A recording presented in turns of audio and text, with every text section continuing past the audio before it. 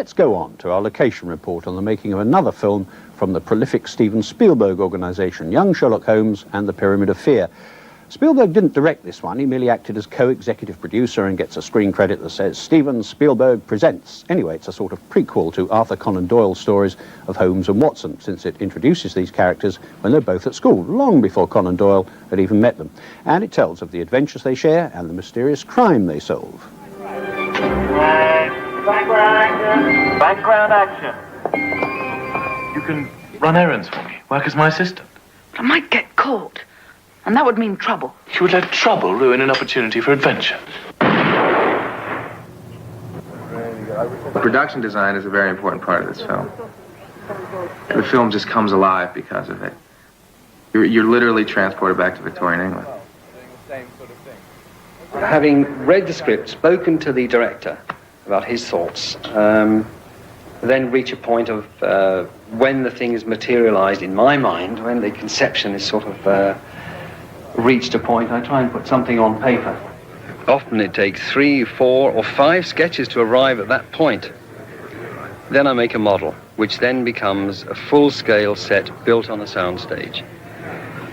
This particular set is for Professor Waxflatter, who lives on the roof of the school. He's an eccentric professor, so I took advantage of his character and filled the room with his strange and crazy inventions. I think there ought to already be somebody down there. We're here at Industrial Light and Magic shooting one of the effect sequences for the film, a hallucination sequence. One of the most unique sequences we've done because it involves a priest seeing a stained glass window in a church shatter and fall down by him in the form of a stained glass man. We've come up with, after coming up with a lot of work on the design and talking to Barry, the director, about it, is come up with, or the solution we've come up with is to do it totally synthetic with sort of a computer-generated machine that we've got here at Lucasfilm, our Pixar machine. So we've spent quite a bit of time trying to make the shot fit in to the show the way the director wants it to. Barry Levinson and I first met, I guess, about 4 or 5 months before the film started shooting, and we had a few productive meetings. I mean, it was a terrific experience working with Barry because he had the exact vision that I did for the film. There's a thing around there's much confidence. Oh, right, okay. Same kind of question. I know, I'll stop. Okay. Barry, how long do you want me to go on for?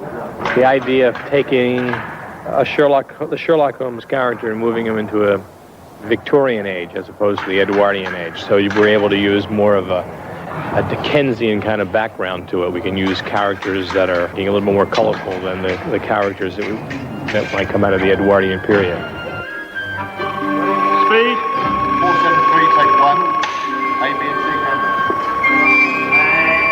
Action, Bob.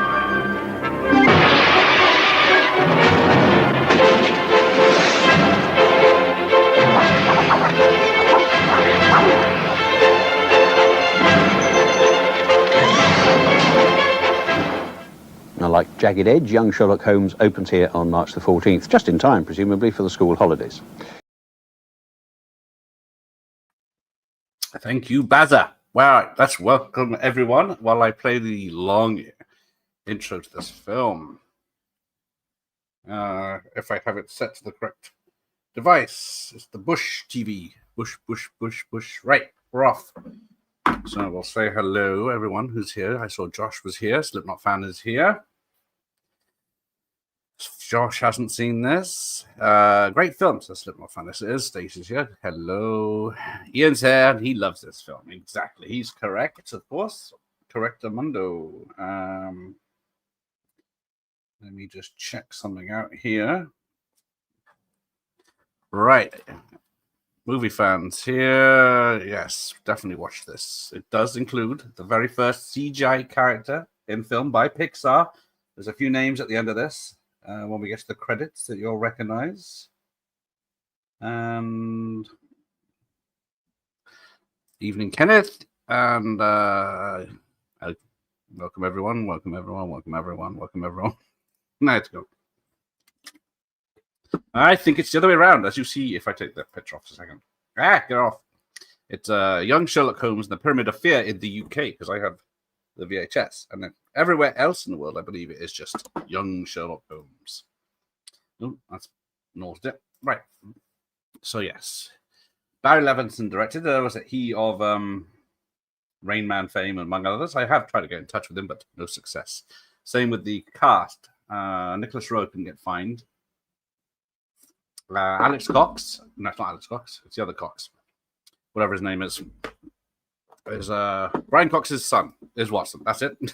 Thank you, Josh. Got ahead of me. They were at a convention about 2 years ago. So, yes, this is the US anniversary this week. It's as close as I could get it. So, yeah. There is a lot of similarities between Temple of Doom. We'll get to that later. But, yeah, would have been great. I did tag the lady and the gentleman, Cox, in this, but they didn't see it. So, boo, sucks to... Nah, I'm sure they're busy because they're both actors still. Sophie, as it was. Let's see, Young Sherlock Holmes. If I could spell, it would help. Not Young Sheldon. Young Sherlock Holmes, 1985. It does seem your type of film. It's a big adventure. And then we get our first turkey. So happy Thanksgiving to the Americans. I'd say it's a turkey. It's more of a pheasant, actually. But who's going to know? So it's got a very high rating, 6.8. So it's Alan Cox and Nicholas Rowe. Nicholas Rowe did come back as Sherlock Holmes in the Mr. Holmes film with Ian McKellen, where he played Sherlock Holmes in a flashback, which was nice. Had a budget of 80 million, which was quite big back then, but it only made 19 million worldwide. Well, it says worldwide, but then it says the same for US and Canada, so I can't really trust the figures. Did very well on VHS. Have you seen that little 2-minute interview with Arnold Schwarzenegger talking about directing? Oh, I have. I keep trying to find Christmas. I think I've seen that clip way back when. But yeah, I forgot about Arnie's film. It might be only available on DVD. Did it bomb? I'm surprised it didn't spawn a series. It was hopefully, yes. But it did bomb. Unforgivingly so. It came out December 4th, so I'm a few days ahead in the United States. December 19th in Australia. But then the United Kingdom got it March 21st, 1986. When it was renamed. I think it's the only country. Can't read other countries' languages. And then, yeah, we got a lot of puppeteering and practical effects, and then later on the first CGI effect. It's a good adventure. It did quite well, but not as well as hoped. I think it did better in the UK as well. Not that our money makes up for much of the income for the American films. Yes, while what a British character was so far behind. Exactly. But there we go. He's imagining things.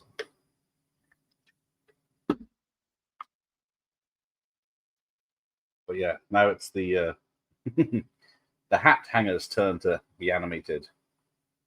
But this is written by Chris Columbus, who did was it Gremlins, wrote Gremlins and Goonies.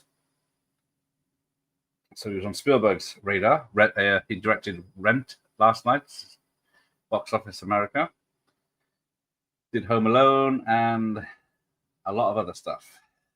Whereas Barry Levinson did that recent Robert De Niro playing 2 parts gangster film, which I'm blanking on. Yeah, did Rayman, Bugsy, Wag the Dog, producer, director, lots of stuff. Got 3 upcoming things, but a few TV series is in the fire. Who is the director? Yes, Barry Levinson.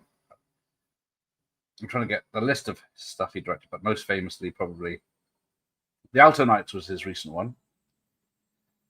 Did Bandits with Bruce Willis, Sphere, Wag the Dog, Sleepers, Disclosure, Toys with Robin Williams, Bugsy, Rayman, Good Morning Vietnam, Tin Men, Young Sherlock Holmes, The Natural, which I love, Dinah.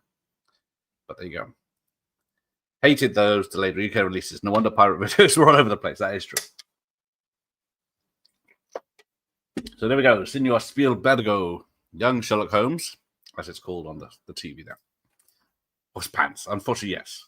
First of all, the name was Pants, but Got my Sherlock Holmes pipe today. It's a bit small. Not compensating. Right, but so yes, there's the tape if you saw my video, and it's from, where does it come from? Cabin Video in Blidworth, wherever that is. But the most original since Back to the Future, says Film Review. Or whatever that means. Right, where's it? Stephen Norrington is mentioned there as animatronics supervisor. Of course, he went on to be, directed Blade and the, what's it called? God damn it. League of Extraordinary Gentlemen. There's a few other. Bruce Bourton did the soundtrack. And there was someone else's name that came up. Gonna get out of the way early. We have been bombarded later. Yes, Stranger Things is back. I didn't realize because there is very little talk of it online. So, and when I posted it a couple of weeks ago, no one was interested. I may wait till it's all out, as it were, and watch it then, if I can be bothered. If it's not like a 6-hour fucking ending again, because I sort of lost after the third season. I lost interest, but I just watched it anyway. So if you check your Instagram, Josh, right. So the following story is original and is not specifically based on the exploits of Sherlock Holmes as described in the works of Sir Conan Doyle. Yes, so they did have permission to use the names and stuff, but it's nothing to do with anything. Check your Instagram, Joshua. Mr. Joshua. Yeah, they are too old now, waiting for the kids to run with Zimmer frames. Yeah, they just waited so long. So this was filmed a lot in the UK. I'm not sure if the interiors were. I'm assuming they were. Just has been paid, locked in for the evening. So the Doctor is here. Young Sherlock Holmes preserves the spirit of Doc's characters, fostering an intimate relationship between the adolescent lead, which I like. Evening, yes. See, it is very well received, and people didn't hate it, even though, was it my mate Nicholas Mayer, who's obviously writing new Sherlock Holmes books, hasn't seen it and won't give it the time of day. But yes. I'm also a fan of the other 80s Sherlock Holmes film, Without a Clue, which I'm hoping to get the director of that one at some point. It's in the bag, as it were. So filming in Oxford, in Penhurst in Kent was the fencing scene. So yeah, different big schools. Radley College in Oxfordshire. Yeah, church is the St. Augustine's Church in London. Of course, we got the trying to play the older violin. Belvoir Castle in Leicestershire for the exterior scenes of the flying machine. Shad Thames for the chase, and Eton College. All the big colleges around London, basically. And of course, the Switzerland for the end credit scene, which is a film that has an after credit scene. So there you go. There you go. It is on Daily Motion, so we get the first deduction scene. We got particular fondness for English tarts, no custard tarts. Well, all of a good tart, don't we? So yes. So there is a thing of, Chris Columbus, of course, directed the first 2 Harry Potter films, and then people are saying that the look of Harry Potter is based on young Watson here. But all these things that he identifies him by, I don't know how you could spot custard on his lapel, his shoes. He's only notice his shoes are only from fucking Scotland, and calluses on his hand. Yeah. Yes, the dentist. Like, just to have a tooth taken out that takes 5 minutes for like £120, robbing bastards. Yes, the hallucination scenes are quite scary, especially the cake one. I think they're supposed to be funny, but then they got the girl being buried alive and Holmes's father, where he grasped on him about his infidelities. But yeah, there's also boiling young maidens in hot oils. What's your names? Holmes. But yeah, I always like Nicholas Rowe, but I don't see him in anything else. I think he's got a small part in Lock, Stock, Smoking Barrels. And I went, hey, it's Sherlock Holmes. But I think especially they're doing theatre more. See, Alan Cox, of course, Brian Cox's son. Nicholas Rowe is fluent in Spanish and French and lives in London, attended Bristol University, near my neck of the woods. So, let's see, he's in a lot of TV now that I haven't seen, unfortunately.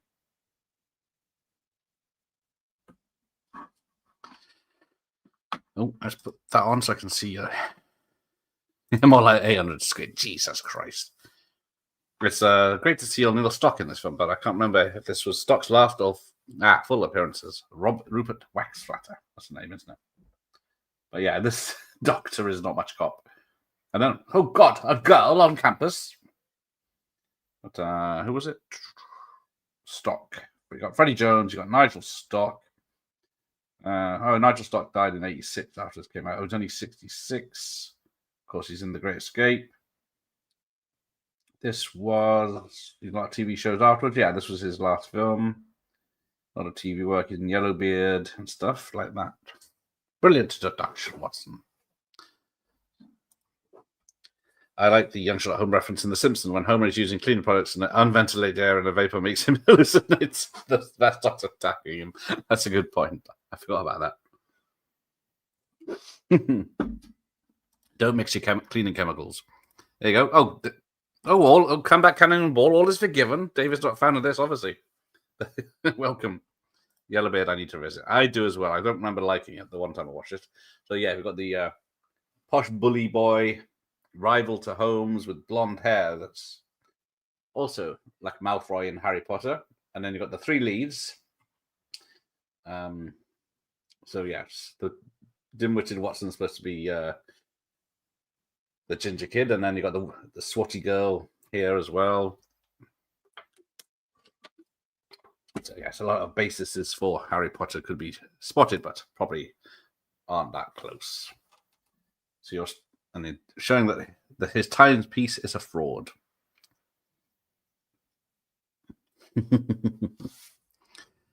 But yes, indeed. So here we go. Our first clue coming up. Where here's that, as usual with one of these films, the killer seems to dress as the killer occasionally when they're needed to be spotted or heard, because she got this Egyptian bracelet that makes a noise, and of course she's wearing it in the fucking library for some reason.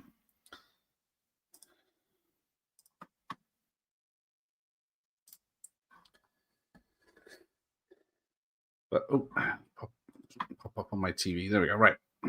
Yes, young Indiana Jones would have been a few years after this. That is also true. And that also did not do very well. If you saw the Richard Gabay Party Nerds podcast, they interviewed the young Indiana Jones actor from Boondock Saints. And he said, yeah, it was a big deal at the time, but no one watched it. I must admit, the episodes are hit and miss. The ones with really young Indiana Jones, like the 8-year-old, are really not good.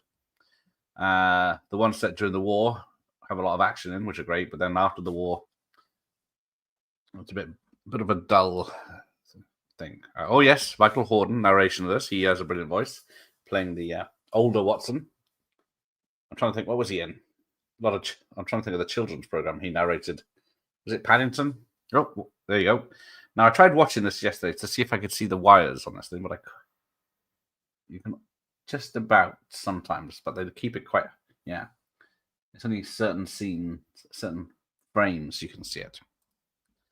Died in 86, my word. I know he was buried in Highgate Cemetery, where the most prestigious actors end up, like Bob Hoskins and Jeremy Beadle. The best thing you can say about Beadle is that he wasn't on any U-Tree reports. That's it, Wind in the Willows, there's Badger. I really liked Young Indy. I watched it when it was on. I think it was on BBC Two back then. but I never saw it complete until it's probably about 15 years ago now. I think I got the DVD set. Badger. Loved a bit of Badger. So pay attention. This flying device may be important later. Oh, he faced the old man with the hat in the labyrinth. Aha. Bob Hoskins is in a private area of Highgate Cemetery. Trigger only from Rules from Horses and George Michael are there too, but in the public accessible area. Oh, I wonder why Bob Hoskins is kept in the private area. Interesting. So yes, the other thing that lets this film down is the planning, because the bad guy, spoilers, works at the school, and he let his nemesis stay there in this tower to keep him close till he was ready to put his plan into fruition, so he knew where to find it. Which all three or four of them are in London that they're trying to finish off. But yes, because he's Mario, that's it. Noel Edmonds has to emigrate to New Zealand for Bobby Mania. I did hear that Noel Edmonds is living at large in New Zealand. I used to fancy Sophie Ward, but she's a lesbian. But I wouldn't hold that against her. No, if I would hold anything against her, it wouldn't be that. As the joke goes. Let's see what she's been up to. Young Sherlock Holmes, Jane Eyre, Book of Blood, Return to Oz, Mombi 2. So she's done a few things, mostly TV stuff that I haven't seen. Casualty episode, standard for British actors, and Doctor Who. Inspector Lewis, Heartbeat, Peak Practice, the usual suspects. Mostly TV, an episode of MacGyver, or a TV movie of MacGyver. Waxworks 2 she's in, Lost in Time, I did. Never noticed her on that. She's also in Young Toscanini in 88. She's in The Hunger with what's it called? David Bowie, but she's Girl in London House. Roxy Music's Avalon Video. But yeah, excellent. Study Osterlands. Yes, I'm sure everyone in Britain will just let the Americans know we all British children get taught in fencing here. We all got taught fencing and Latin. There you go. I'm watching more of David Icke these days than I ever did in the 80s, but Noel Edmonds is a step too far. Yeah, I couldn't stand fucking Deal or No Deal. It takes an hour to open fucking 20 boxes. It's just so much filler. You just go, that one, that one, that one, that one, that one, that one, that one, that one, that one. Give me my money. No deals. Right, so it's good how everything in this works out itself later. The flying machine, of course, the fencing with where he loses at the first fight, and everything else. Oop. I keep forgetting to point upwards. There we go. Right. So there we go. He ignored discipline. Never replaced discipline with emotion. Well played, Holmes. So there's, 3 fights. First one's a lose to Holmes. Second one's a draw. And then third one is a win for Holmes, I'm going to say. So yes, the big school hall dinner. I used to work at a grammar school, and it was a similar room, but not a similar layout, I should say.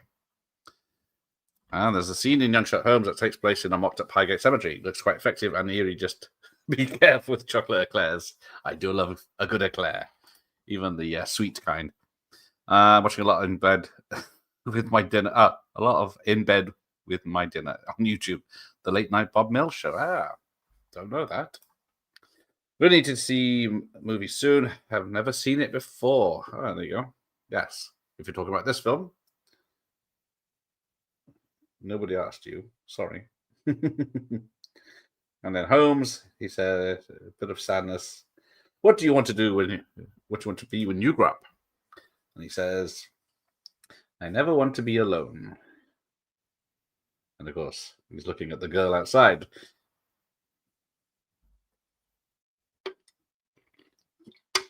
It's a very red movie up there, isn't it? But hopefully this X rental will hold up because I haven't got another version to share. All right, here we go. What's the name of the dog? Eustace. Yeah, so yeah, the woman is running around. Spoilers. In her big cloak with a arf arf as the subtitles. Uncas. That's his name. Uncas.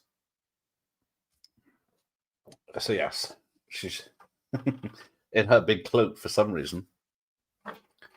I'm not sure why, but it's for the story. And ripped off a piece of cloth. So there's only girls and dogs living on this college campus. Although I think the kids they're supposed to be 16, and I guess it's a boarding school. Do they have boarding schools in America? Yes, it's definitely made for a big screen. Because even my little 4x3 TV's not looking too bad there. But here we go. Here's the vicar. Hello, is anyone there?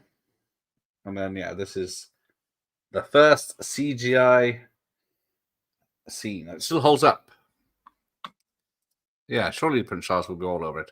I don't know what the legalities of the Prince Charles Theatre showing films, if they have to get special rights, I guess, and sometimes the old dart. And she's buggered off, so there you go. I think this looks better than a lot of CGI. Now, I was going to say that. I watched it the other night. I was trying to see, because I shall see it's a 3D representation of stained glass. And it keeps its scale, its look, and looks like it's really there, more than you can say about modern films. Ramon's here. Good evening. Do you like tobacco pipe? I am. I did. So yeah, if you look at this, even the VHS doesn't look bad. It looks better on the VHS as well. So yeah, so it goes around the side of it, which is amazing. It looks, the lighting is correct, which is the biggest no-no. It's behind candles. Help! And there you go. I think it's like 30 seconds, if that, but it took months. I think 4 to 6 months to make it. And it was Pixar before they got sold off. And then straight in front of a lorry, as it were. The agony of divorce, illness, and poverty that swam beneath the surface in E.T. the Extraterrestrial are far more pronounced in Chris Columbus' script, shedding light on Holmes' monomaniacal. Yeah, that one. But yeah. Oh, here we go. Holmes is going to solve the case. Oh, no, it's not that yet. So it's only his second week. Oh, it is the solve the case. So yes. Because we are 25 minutes in. There's a lot of story to tell, but it does go quite quickly. So we've got the magnifying glass, of course, which is famous. I remember this was jaw-dropping, where we had no idea how this was done exactly.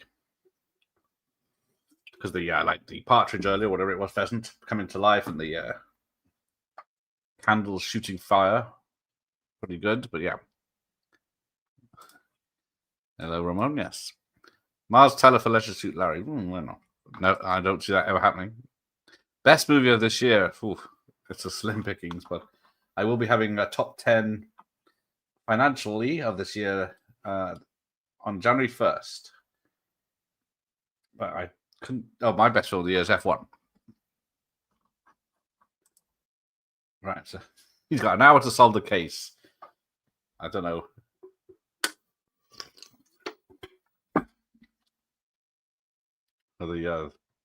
The fencing cup has been stolen. Still looks cool. Yes, it is. Well, the whole film does, because it's all real places. All these real schools. were used. I'm not sure about the snow, but it looks convincing. You got the pyramid interior later, which is a giant set. The only thing that's a bit off is the final showdown on the ice, which does look like it is a set. How many VHS do I have? Thousands. How many betas do I have? I got about 20, but I've got a box full of betas recorded from TV, but I can't play them to see what's on them, which is a shame. Yeah, Stephen Goldblatt's photography in this film is quite remarkable, considering he's not a top-tier British cinematographer. Wow. That lost art is... let's have a look what else he did.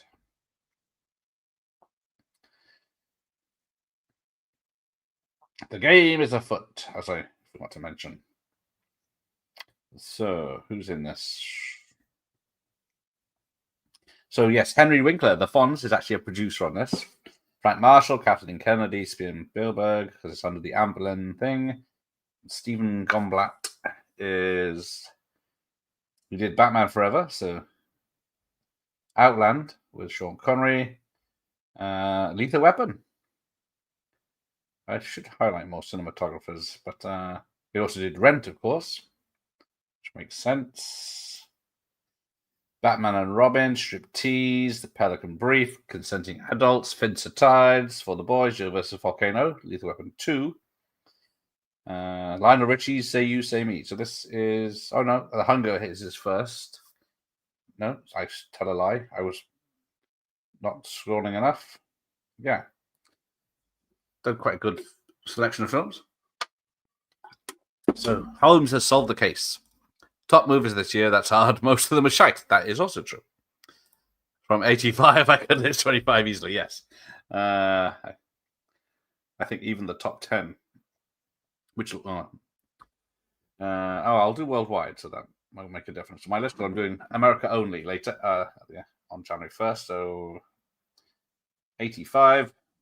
Holmes! Have you gone mad? So, Back to the Future, Rambo 2, Rocky 4, Color Purple, Out of Africa, Cocoon, Jewel in the Nile, Witness, Goonies, Spies Like Us, Police Academy 2, Fletch, View to a Kill, European Vacation, Mars, Breakfast Club, White Knights, Pale Rider, Pee-wee's Big Adventure, Brewster's Millions, E.T. re-release, Jagged Edge, St. Elmo's Fire, Beyond Thunderdome, Commando, Teen Wolf, 100 and Dalmatians re-release, Silverado, Murphy's Romance, Elm Street 2, yeah. The list goes on for, let's have a look, 180 films. Flesh and Blood was 181. It made $278. But yeah, Wild Geese, Fandango, Revolution. Can't be that Revolution, can it? The Holcroft Covenant, but yes. Probably Witness, Room with a View. Oh, but I can... I love the mainstream stuff too. Yeah, Witness was up for Best Picture. That's how in the Oscars back then, in 85 or 86. It's Mango Luca Monster tonight, because it's been a long week. Fright Night, Legend, Brewster's Millions, Teen Wolf. Yeah, so many fun movies. Hell of a year. Unfortunately, we've just got 2 more episodes of Box Office America. Well, 3, covering 85, and then we're on to 86. Gonna fly again. See, I'm not sure this bit was necessary. Although, I can't remember. I think, does he get 2 failures and 1 success? But yeah. Top 10 great movies from 25. It's complicated. Well, yes, if we look at the global for 2025, it's a fucking poor show. So they've got Ni Ja 2 at number 1. Lilo and Stitch, the animated, live action, even though it's 90% CGI. Minecraft movie, Jurassic World Rebirth, Demon Slayer, which How to Train Your Dragon, which is another CGI heavy live action adaptation. F1, Superman, Mission Impossible 7, is it? Fantastic 4. And that's just the top 10. And The Conjuring Last Rites at 11, Captain America, Brave New World at 12, Thunderbolts at 13, Sinners, Final Destination, Bloodlines, Weapons, Wicked for Good, already making money. Bad Guys 2, Snow White at 19, and one battle after another. Predator Badlands, Elio, Freaky Friday. So most of these I haven't seen or had no intention of seeing. Yeah, there is not enough to fill a top 10. And we just skipped over Batman Forever. We didn't skip it. I told you it was there. This year was pretty crappy. I don't think it's going to get better next year, is it? Ran and Brazil, 2 favorites, 95. Also love Come and See, All Commando, Back to the Future, Police Story, Breakfast Club, etc. Yeah, sport for fucking choice, weren't we? Yeah, as Josh agrees, next year doesn't look great either. No, we might get that one good film with Ryan Gosling, but which everyone's pinning their hopes on, but we'll see. So we get, he's not inspector, he's a sergeant Lestrade or something, isn't it? And then this is the job that, the case that gets him made inspector. Let's not mention Back to the Future, yes. Everyone, apologies for making everyone sick of Back to the Future. Let's have a look at 86 to see if there's anything similar that will make us sick of that. Top Gun, Crocodile Dundee might be the only ones in the charts that are longest. I don't think Back to School is going to give us any problems. Aliens, as great as it was, only made 85 million, so it's not going to be hanging around in the charts for long. Yes, Ian mentioned, right. What did we see? What? All I can think of is a bloody flock of seagulls, right?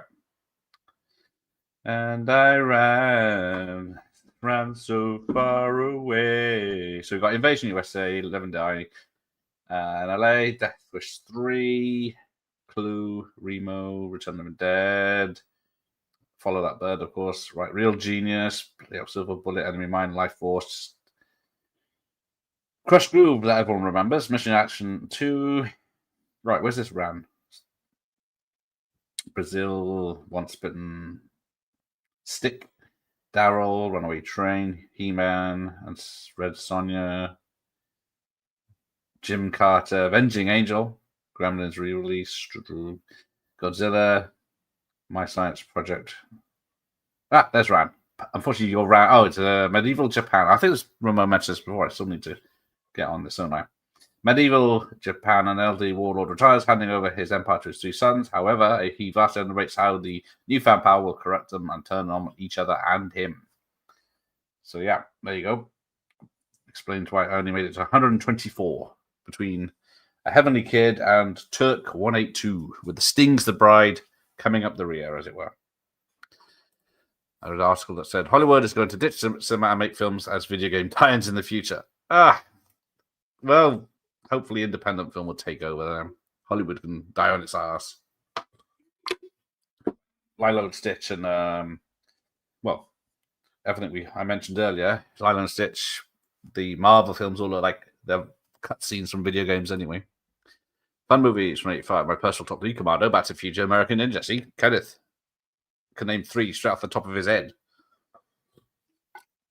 And I bet he's seen those many, many times. How many of this year's films has anyone watched more than once? Oh, so we've Holmes has been expelled because the blonde kid set him up. So he's got to be sent to his brother, Mycroft. But I've got one last thing, a duel. Yes, you do have an overlapping film in tastes. Oh, Ran is fantastic. Even Josh has seen it. Oh, recent 4K set is a beaut. The Legend of Billie Jean is surprisingly good. It does have Supergirl, Helen Slater. Check out Oliver Harper's retrospective that came out today, because my VHS was up here in it. If I'd known he was going to use that picture, I would have sent him a better one. But yeah, I did do a rip of because the UK VHS is the shortest version. So he was comparing it with all the others to see what was missing and what was included in the others. So, as usual, he goes very in-depth. The Corps have been driving the cinema in the ground since COVID. They virtually beta tested streaming out with the cinemas closed worldwide. Yes. The Corps also ruined Vegas, apparently. Took all the fun out of it. Helen Slater is in that one. Yes, she's got short hair, but she is lovely. Thought you'd pick that up. It's classy. I'm going to check it out this weekend. Yeah, and there you go. But I never saw it back in the day because it didn't look that good, I'll be honest. But then I watched it, maybe this year I watched it, or last year. And I quite thoroughly enjoyed it because it is was it Kids on the Run? Nothing to do with Michael Jackson. But The Legend of Billie Jean did not do well. 129th of the year world globally. I've gone to the Heavenly Kid. Right. Yeah. Just behind Fraternity Vacation. With her brother falsely accused of attempted murder, a blonde Texas teenage stunner, victim herself of an attempted assault, becomes a famous outlaw martyr as both of them run away from their friends to try and clear their name. But yeah. Right.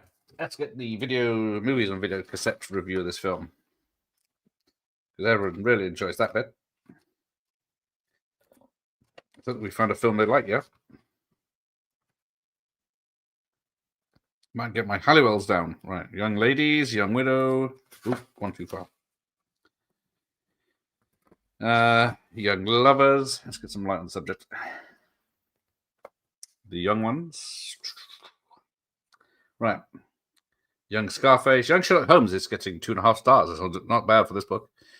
This concept of Holmes and Watson meeting as teenagers as a school in Victorian London might have been interesting had it delved into the psychological underpinnings of the great but neurotic detective. And this is merely another. Unfortunately, this is merely another product of the Spielberg factory, almost a remake of Temple of Doom, as we'll find out in the latter half. Unfortunately, that is also true. But it's in England. For England, James. Did I call him Armchair again?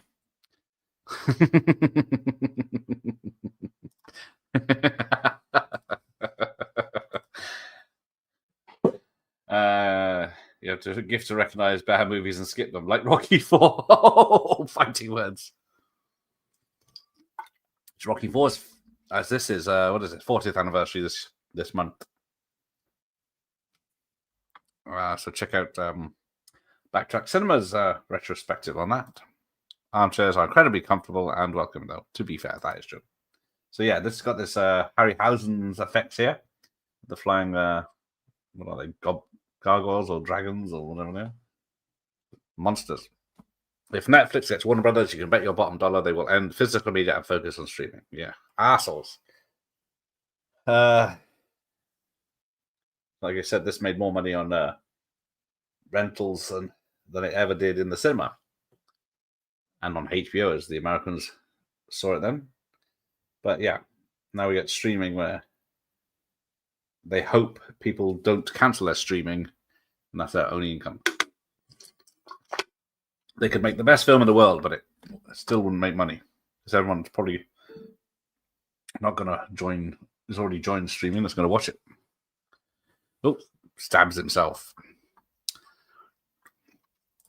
Thanks, Ramon. We'll get to Rocky IV eventually, as I like to give the people what they want. Yes, good afternoon or evening, Sean. Welcome. So, the snow is very convincing, so I don't know if it is. It doesn't look like the usual soap powder.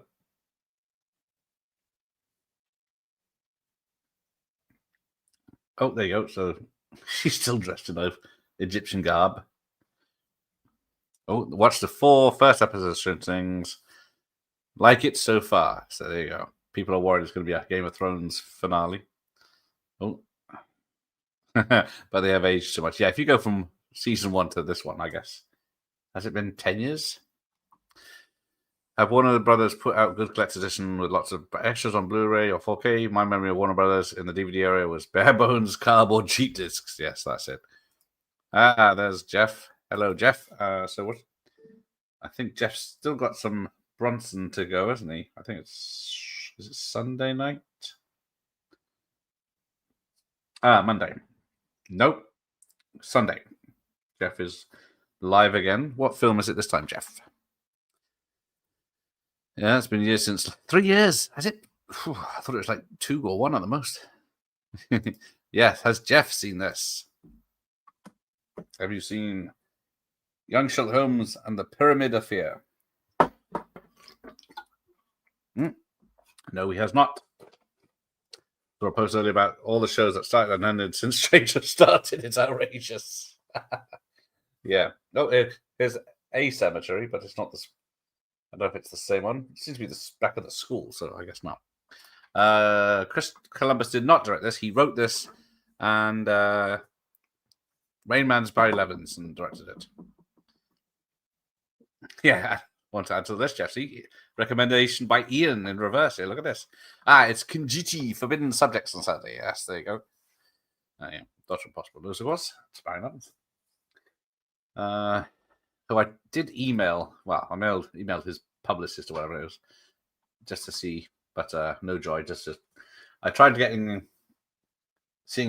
was seeing it a few months ago. I tried to get him in for a reunion, but then that didn't pan out. So I just asked for an interview. That didn't happen, and then I asked for something for the fans of this, and got no reply either. So.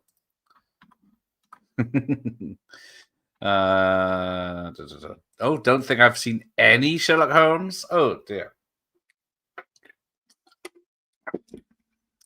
Barry Levinson did the Toys film with Robin Williams. I did see that earlier. I was very surprised when that appeared in the list. I saw that in the cinema.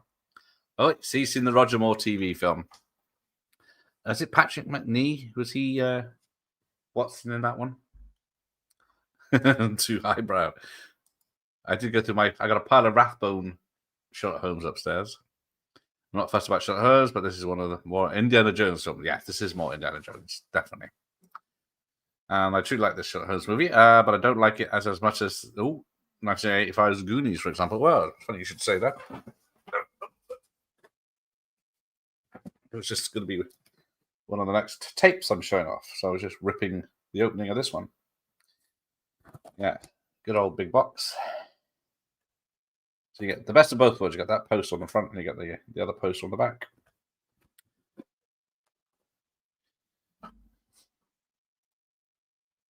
Oh, Goonies is better than this. Ooh. Goonies never say that. That is true. It is the one with Patrick McNee.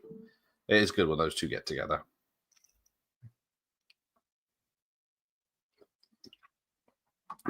This film does drag in places like this bit where everyone here knows what's going on, but the characters haven't caught up.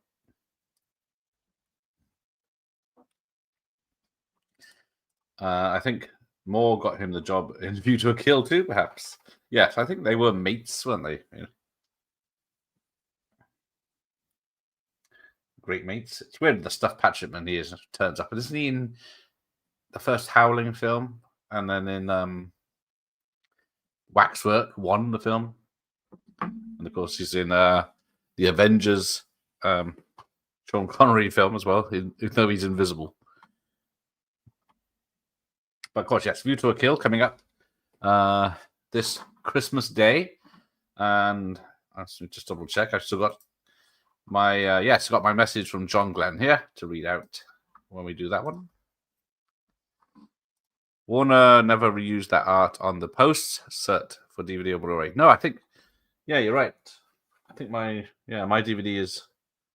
I can't remember what the poster for my DVD is. It's not that, is it? Yes, I like the characters too. I've seen loads of the films. You got the Rathbone, you got the Jeremy Brett series of the 80s, which was amazing. I even like the Robert Downey Jr. Sherlock Holmes from a few years ago, and yeah, Roger Moore's played him. Christopher Reeve and Peter Cushing have done a version. There are very few British actors that haven't done a version. Even Gene Wilder was Sherlock Holmes' younger, smarter brother. Dolph Lundgren's first action role. Yes, he was taking great shows at the time. He's one of the KGB agents. Blinking, you're missing. Oh, speaking of Bond, I finally caved and got the Connery films on 4K yesterday. Yes. Jeremy Brett owned it. He did. I actually prefer the Jeremy Brett TV version. That's true for me as well. Come, Watson. Looking forward to it. We'll push back the post-Christmas dinner Namco. Well, hopefully after a bottle of Prosecco, I'll be fit to do it. So here we go. Old London town. But yeah, you got animals in cages. I wonder what they did with that, because you got chickens and geese in just cart boxes there. Were they, and some loose chickens? Did they just let them out afterwards? Black Friday sale. Made it a sweet incentive. Best time to get it, though. Shockingly, positively shocking. This will be my version of the King's Speech. I don't think I've ever sat through the Queen's Speech. There will be a bit of it on Christmas Eve, because when I've got my 2.5-hour video of adverts, indents, programs, and everything from Christmas Day 1985. Should be fun. Happy to see you're doing Christmas Carol Scrooge, although I'd have loved it if you did. It will be next Christmas. I couldn't remember if I had the Albert Finney one. I don't think I did. And I got this nice X rental of the George C. Scott one, even though it was a TV movie. Oh yeah, Billy Waddle's Private Life of Sherlock Holmes, another one I like. Then you got Nicholas Mayer's book, The 7% Solution, that was turned into a film. But yeah, I need to check if I have the Finney one. Can't remember now. I've got the George C. Scott one. I think I had a black and white one. We should be sleeping. Well, yes. Maybe I'll have to start early. I'll have to see how the day goes. Not day goes. I didn't say day goes. I said day goes. But because I keep finding stuff to add to it. But it should be nice. Finney one, the musical one. I liked it. I think I checked Finney out and George C. Scott's last year. I love that feeling as a kid when he tried so hard to sleep in case he didn't visit. Right. Oh, big words again, Doctor. Please. Egyptians, pseudo-history, subterranean witchcraft, and capitalistic corruption. You think so much of was packed into this film, considering it's a PG? Yeah, it is quite scary for a PG. I think it's still a PG. Let's have a look. Because it might be things the modern children can't cope with. I guess, is it going to fall under drug taking or something when people are, and then people hurting themselves as it is? You're not allowed to do in films anymore because apparently it gives people ideas. I'm sure they already had that idea in their heads before any film put it in there, like when they blame violence on films and games. What are we watching? Young Sheldon. Again, Young Sheldon. Oh, it's still a PG. I don't know. Scenes include a man jumping from a window and being attacked by animals, a man stabbing himself with a knife, convinced he is being attacked by gremlins, a mummified girl screaming as she's burned by embalming oil. So 2003 was the last time it was put up for classification, so maybe it would go up to a 12. That's too bad for old G. The dude with a bit of Dago in him is not offended. Goddamn Dago. That's all we need is one lying whop in the fucking department, or whatever it is. I think that's why some didn't connect with this film. The lead character and his assistant are both nerds. Yes. And the representation's a bit low now because there's no Egyptians in it. I think we see an Indian guy pretending to be an Egyptian later, but all the people in the pyramid later, spoilers, are people off the streets. So they're Cockneys with homeless. Thank you very much. It's a catchy number. Yeah. Of course, we've got Spirited, but it's a Scrooge film, isn't it, as such? Another musical. I found out really young. We did a big family Christmas gathering. I saw my uncle taking presents downstairs. Oh, that's going to haunt you. Oh, I watched Ghostbusters a few weeks ago. It still holds up amazingly well. Ghosts and worshippers, yes. I want to see Gareth do a sing-along of Scrooge. Thank you very much for being my man. Thank you very much. Thank you very much.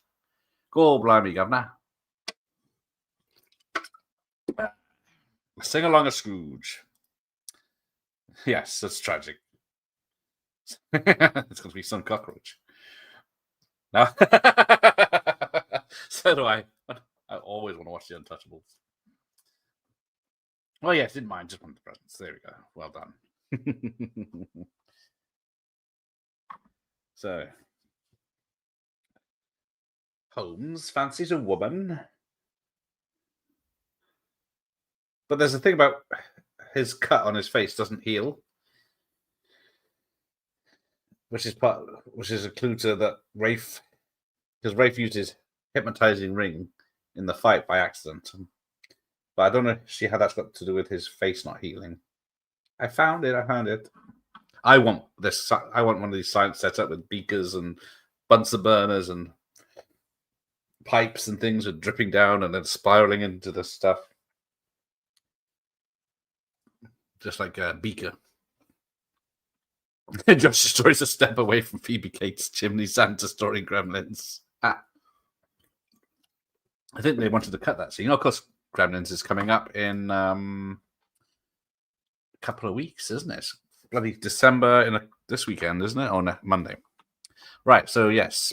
Oh, I forgot about Beast in Heat is coming up on the 2nd, but I don't think Mars is in here tonight. So yeah, Monday is December 1st. We've got Chart Show, Sears Catalog, White Christmas on Friday the 5th, and Gremlins on the 6th. I've Zero Effect with 90s with Pullman and Stella. Not Brennan, but Zero Effect. Let me make a note of that. What was I looking up earlier? Oh, I was to watch Thanksgiving later on. What's it called? Zero Effect. Sounds familiar, but not what I. Oh, there you go. 19 action, comedy, crime, drama, mystery. I will take that under advisement because now I want to watch Die Hard. Right.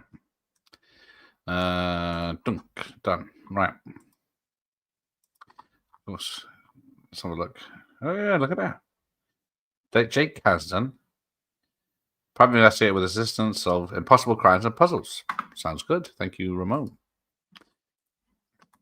They changed the cover on Untouchables. Original posters, Kevin Costner holding a gun, but the artwork. Oh, after his badge? Oh, dear.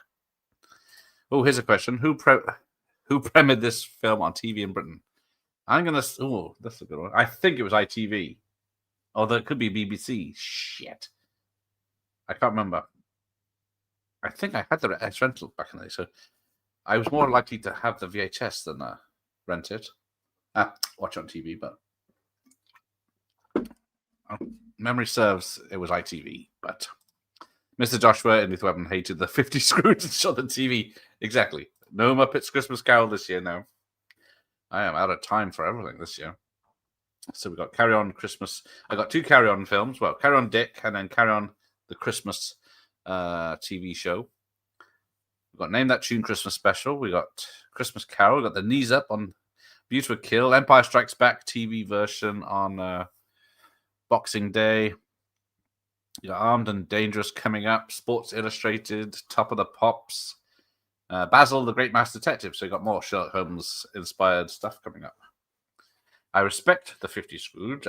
That's the most faithful, but I just adore the Finney one. Most of the fun sentimentally. There you go. Oh, I forget how many versions there are. No one's mentioned the Jim Carrey one yet, have they? The character names are different. Yeah, just so they don't get sued. We watch Die Hard every Christmas Eve. There you go. That's cool. I love those little shows. I used to watch a Carry On film.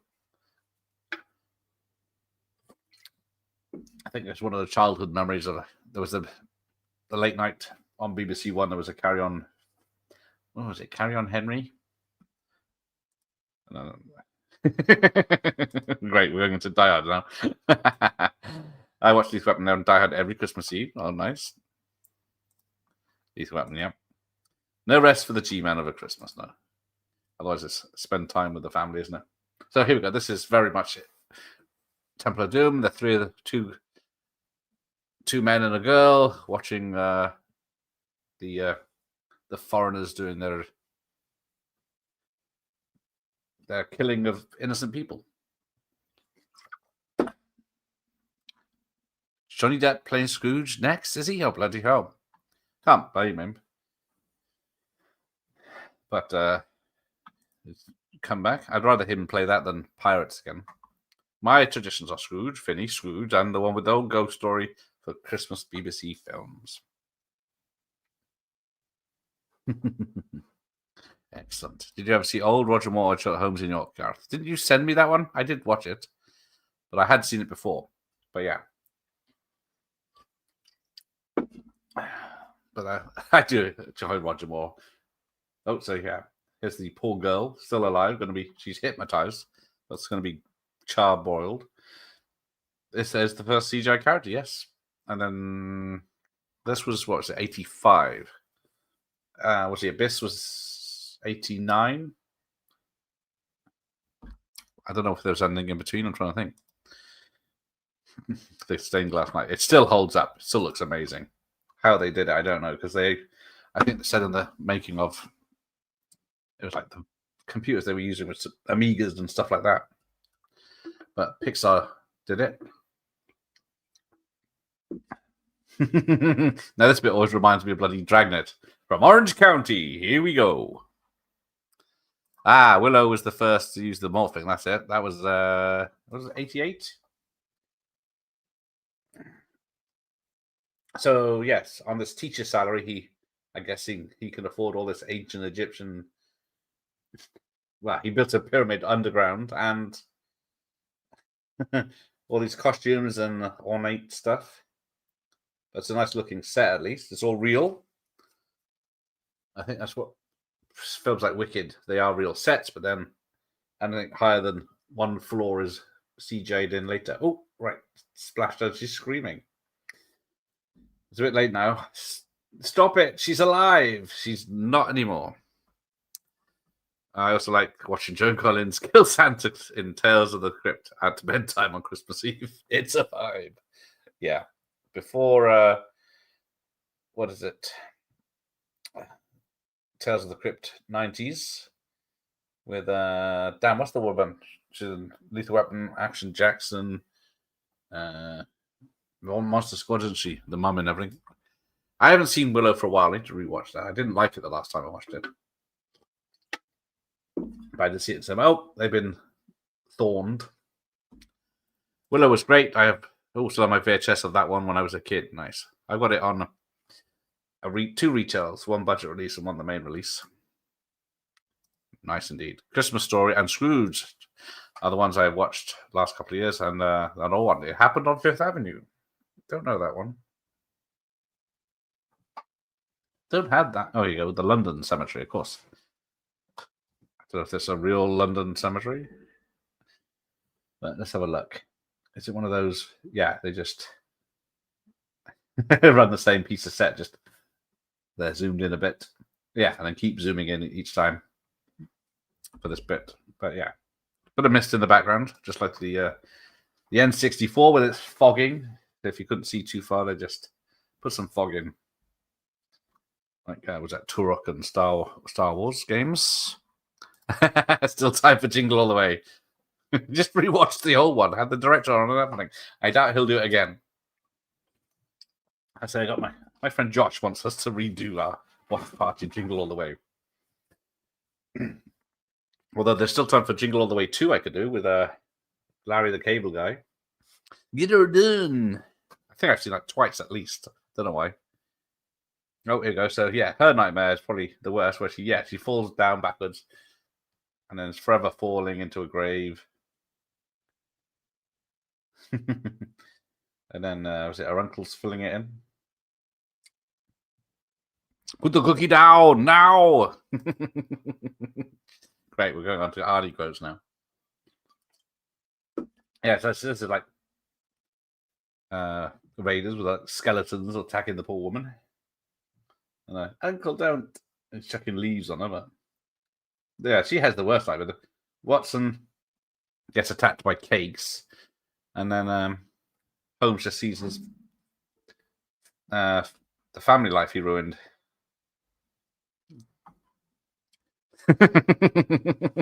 Great. Well, Jingle All the Way must be a generational thing. I did not like it. I didn't even go to see it in the cinema when it came out, which is odd. I had a chance for an Arnie film. It wasn't until years later I watched it, but I do love it now. Yes, careful, careful with this crowd, Ramon. It's turbo time. It's an hardy thing. Yeah. Just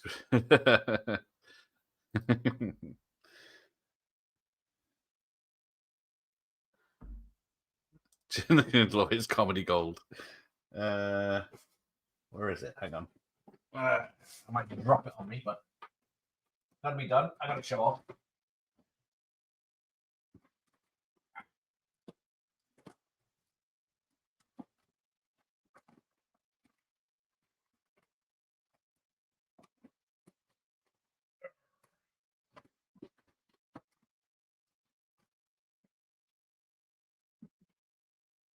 Oh yes, I had Brian on twice for his films and once for his toys. So I got Yabba Dabba Doo from Brian Levant for his Flintstones, which he directed, and then of course Jingle All the Way to Gareth, my number one customer, Brian Levant. That's cool to have. See, any excuse. I think Jingle is okay, but not my fave, but Harmless. There you go. Flintstones. Love that. It's not bad, but considering how practical it was, they wanted. There we go. Oh. Cream cakes, Asian cream pies coming up.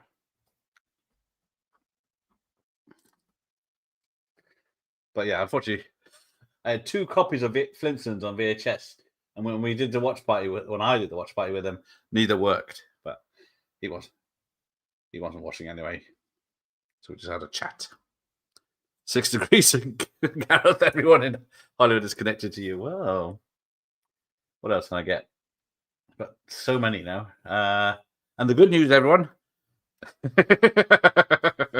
I sent, my old Airplane and old Top Secret VHS leads to David Zucker, and they got lost.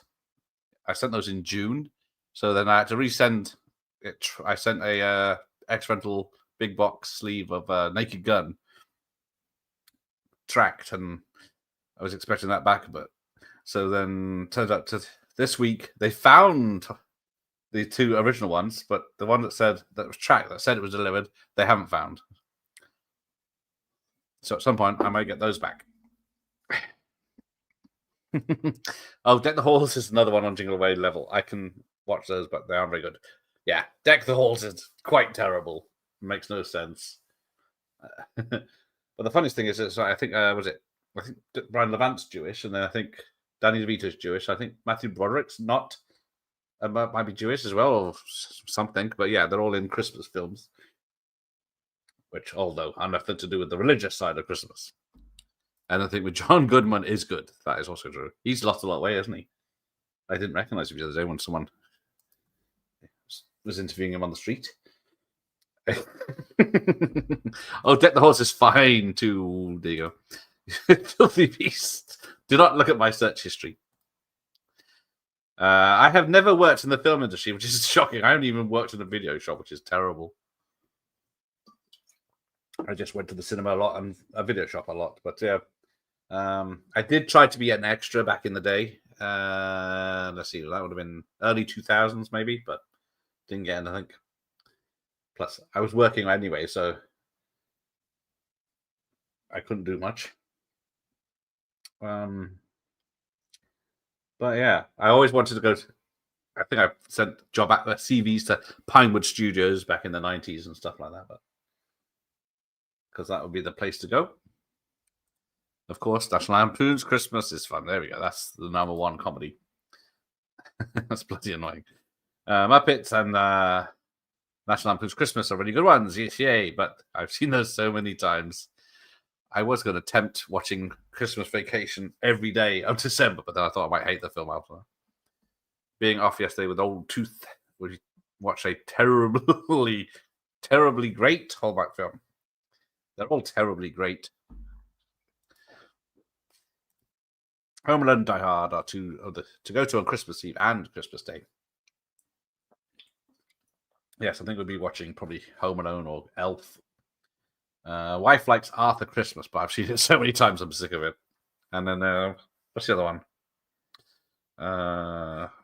It's another animated one. It's got the Tooth Fairy and everything in it, and Jack Frost. You're lying. Yeah. Your wife is listening. Yes, you go. Planes, Trains is nice at Christmas, but it's a Thanksgiving one, I think. Yes, I always watch Uncle Buck, Dutch, and Driving Me Planes, Trains at on the last week of November, because they're winter films for me. Yes, Big John. Shut the fuck up, Donnie. She wouldn't let me turn it off, Dutch. It was crap, and it was all I could focus on. Hang on, I thought you loved bloody Hallmark films. That's why I'm doing one. Poor Brandon Ruth was in it. Yeah, sad he didn't have a bigger career. Yeah, he's great in everything he does. He just doesn't always have the best films to be in. Because he's in, of course, Superman Returns, which has a better first half than a second, and then damn, what was that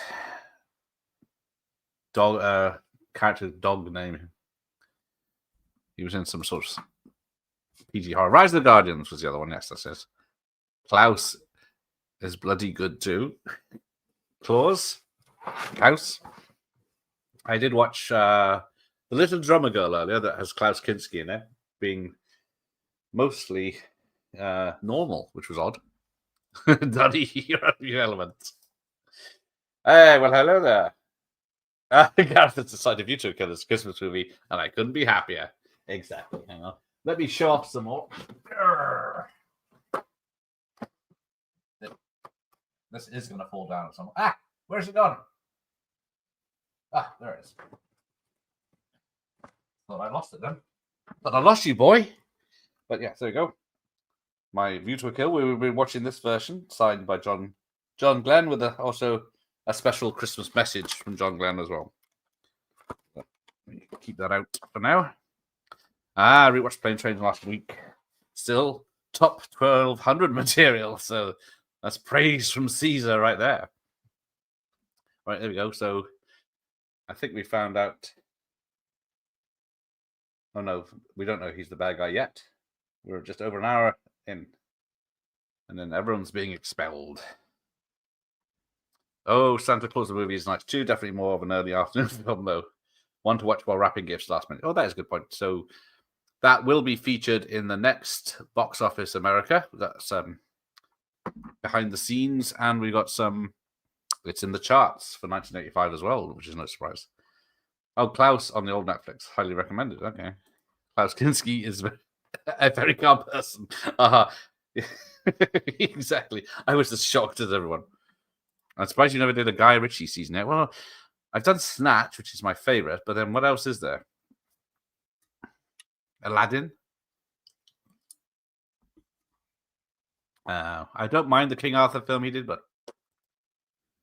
I've seen it, Josh. It's good. Nice. Jeez, thank you. There's too many more doubles. Hang on. Let's have a look at if it says who. View from the Bridge. That's Nicholas Mayers. I can't spell as usual. I think I've had too much Monster. Right, here we go.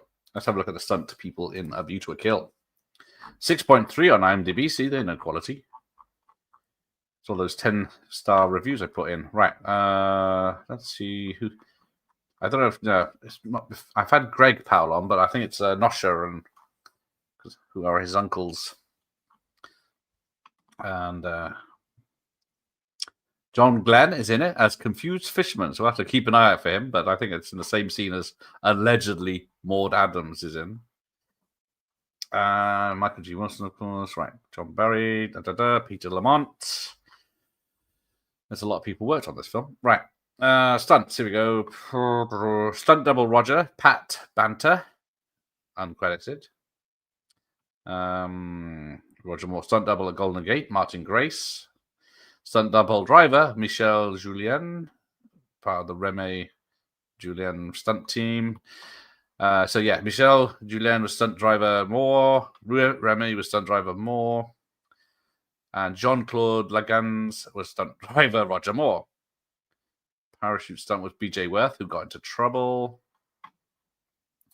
So I think ski stunt double was John Eves. Ski stunt double was Michael Haynes. There might be a few more. I did not know. Never noticed stunt doubles in the film before. Ed Lincoln as the mono ski stunt double for Roger Moore. And finally, Thomas Sims as ski stunt double, Roger Moore. Oh, sorry, Dick Zyka. I still need to get hold of Dick Zyka. I've tried a few times, but Nosha Powell is doing stunts. Greg Powell, Eddie. Oh, here we go. Dinny Powell, Eddie Powell, Greg Powell, Joe Powell, Nosha Powell all did stunts. I don't see. Did I miss Rocky? I don't know if Rocky's in there. Might be the one he didn't do. No. I don't see his name. No. Okay, so it's all the Powells except the one I bloody interviewed. Never mind. Right, let's get back to the chat. I'm way behind. Nice Bond movie. See, thank you. Gremlins is a decent for Christmas Eve too. So yeah, I'm starting off Christmas early with Christmas. It's another old big box Warner's. He's got more.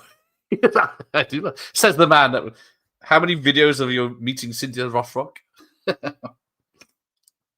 I do appreciate the. Where is it? It's up there somewhere. The China O'Brien signed one. Thank you. What other can you see a woman snug up by a blimp? And I still watch The Snowman every year. I also introduce my nephews and nieces to that classic. They also love the original Grinch, Chuck Jones. See, I tried to watch. I think we watched the Grinch last year, the original, which is good. But then we watched the Halloween Grinch film. Oh, animation that was terrible. Yeah, Think Mode has officially been spotted in there. I know with this 4Ks, it's probably easier. Anyone remember? I love Time After Time with Michael McDowell. That was one of the reasons I interviewed Nicholas Meyer, because he directed that. And that had its 45th or 50th anniversary this year. I messaged him and he shared that out. But yeah, I love Time After Time with H.G. Wells and Jack the Ripper. It's all a very good point. Yeah.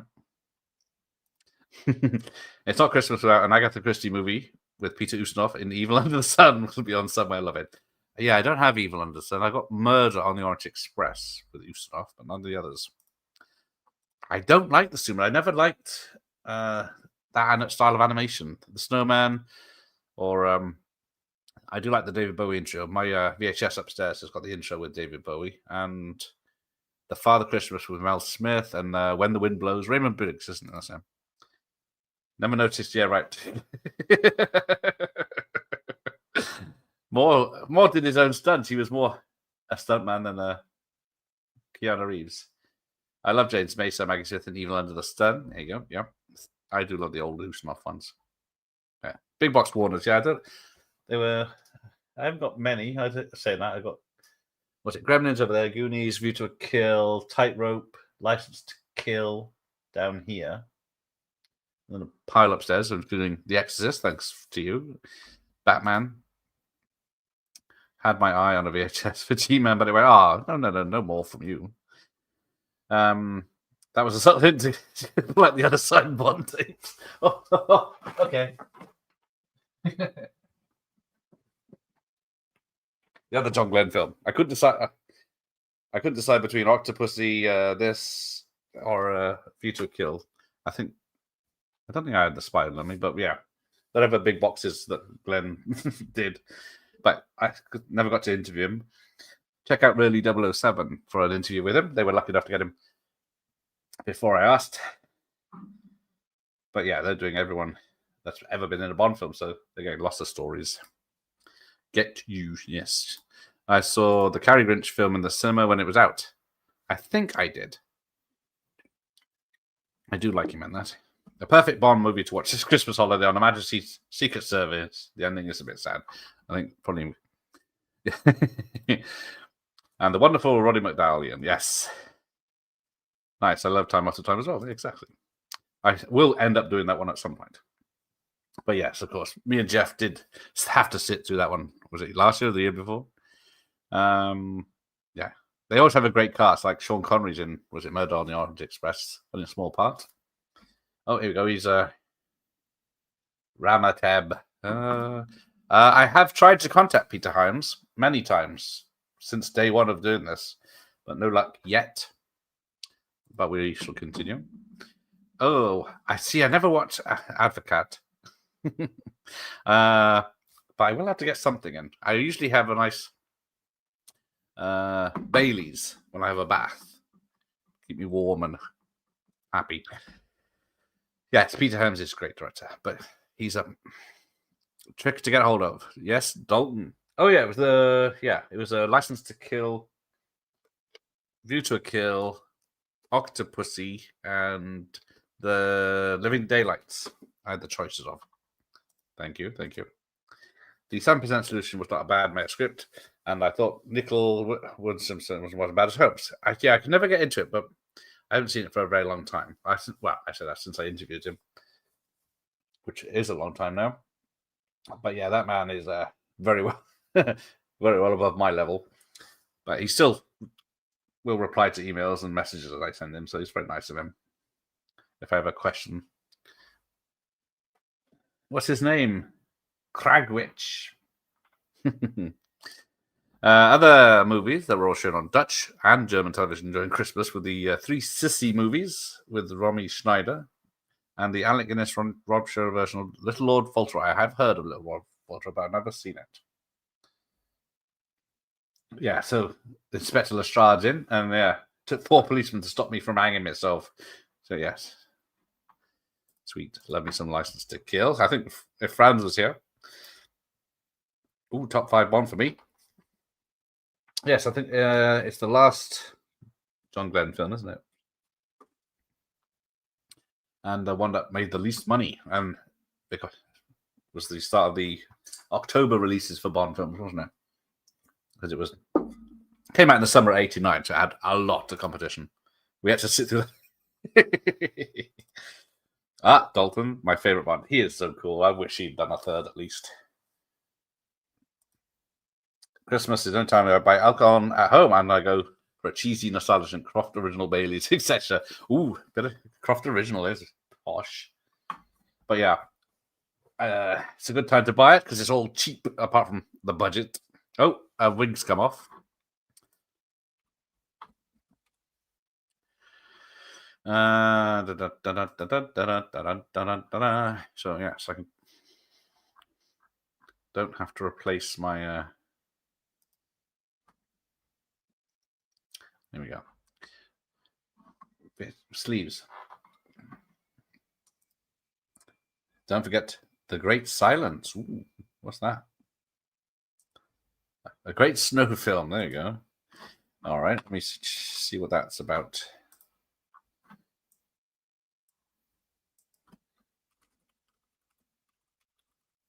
The Great Silence. Oh, there we go. 68.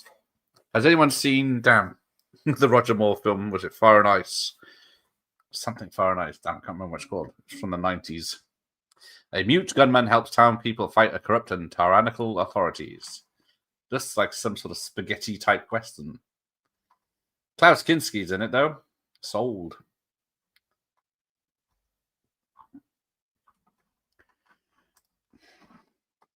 Western. Just a chick flick. Right, what's happening here? So, yes, the bad guy's been found out. The dog is arfing. Arf, arf, arf. Between Christmas and New Year, we always used to watch the short comedy Dinner for One with Freddie Frinton. Tradition over her back then. Anyone knows it? No. It's a spaghetti western. What's the point? It's not filmed in America. Dinner for One. Ian knows that. Tremendous Day. Let's have a look. Oh,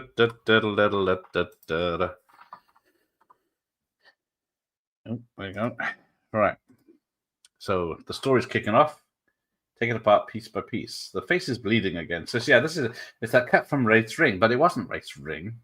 Never seems to heal, which the bear's white because how could I be so stupid?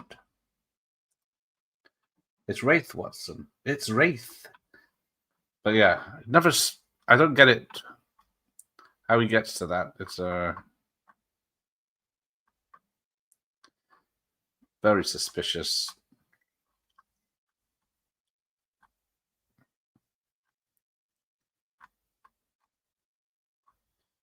But there we go. Now it's a chase to the end now. The best non-Sergio Leone spaghetti western, I should say. Oh, there you go. Oh, yeah, I'm not talking about him. High five. Yes, virtual high fives. Tango and Cash style. It's really hard to get an interview with John Glenn. Yeah, he is. Bless him. He is getting on a bit now. And he stopped doing that sort of thing. I think he does big Bond events. But yeah, he doesn't do the older. Well, he says he doesn't for me anyway. But yeah, he is still nice enough to reply to emails and questions again. Because where is he? He is 1932 he was born. So someone do the maths on that one. Bless him. He is getting on a bit. So I've been very lucky to be... he did send me a few behind-the-scenes pictures for one of the Christmas watch parties we did.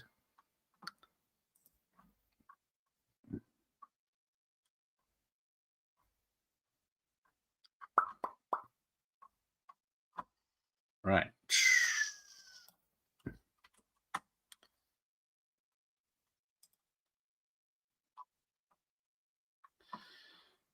Let's have a look. Right.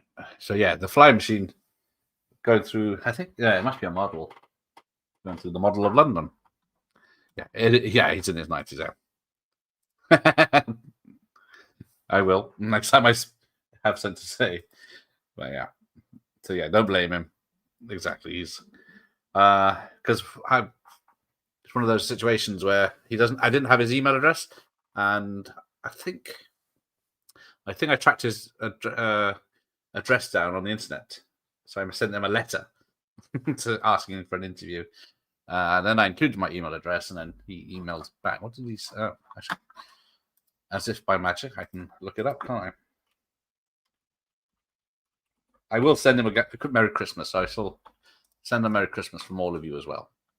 So let's see, way back when. There you go, back in 2022, September 4th. Sorry, I cannot oblige you at this time due to health issues. I wish you every success in the future. Was this reply? But then, so yeah, it was a Living Daylights watch party in 2023. So he sent a photo. Good luck with your screening. Hope this suits your purpose. And then when I did the licensed film, he sent a little message for that one too. But yeah, when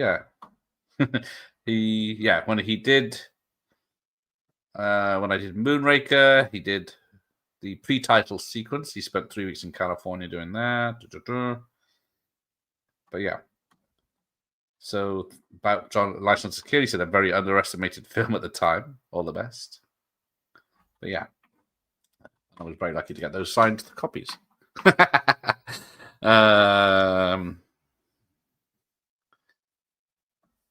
guess this film is odd. Is that the elements of a kids' family film, a horror film, an adventure action film, a light comedy, and cerebral detective drama. That is also true. It's Templink. Tell him he's my favorite Bond director. He sounds like a very nice man. Very genial. Yes, he is. My favorite Bond director is Val Guest. He is one of the great action directors. Has anyone seen Iron Eagle 3 Aces?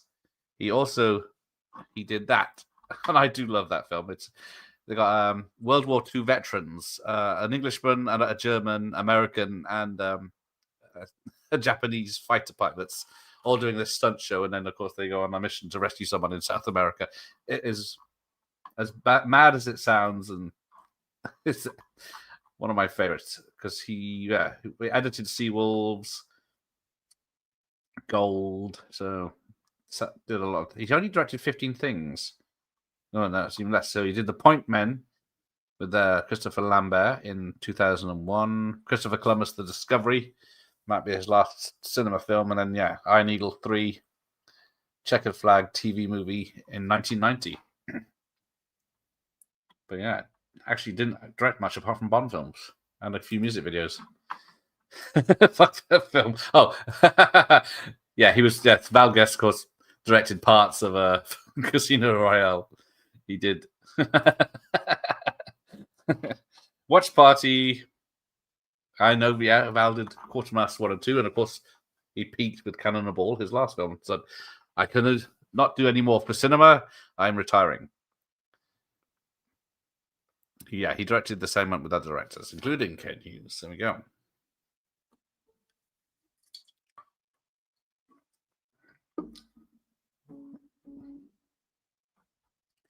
Do do do do do do do do do do do do do.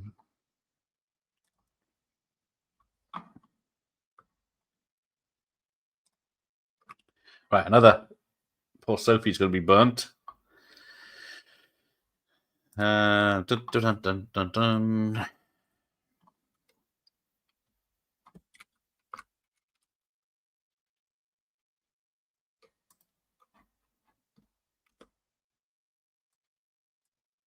Rama Tab. Yeah, it's got the song going in the background.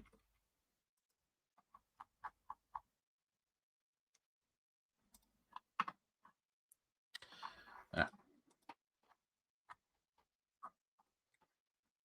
Nabatab.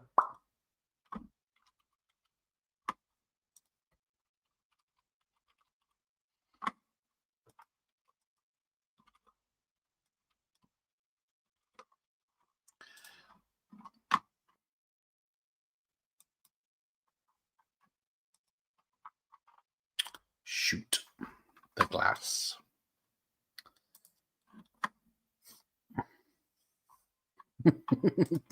Calling it a film is too much prestige. A pile of garbage. Dear.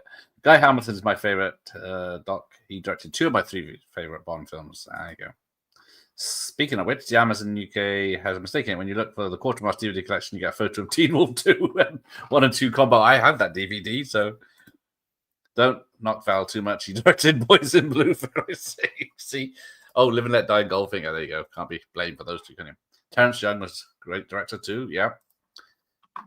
I love the Don Levy Quartermass movies. Val guest directed. Boys in Blue is great fun. He definitely manages to direct Cannonball in a film that avoids any belly laughs.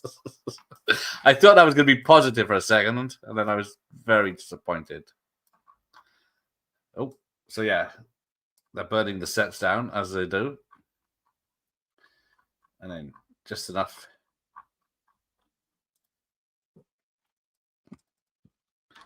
Just enough.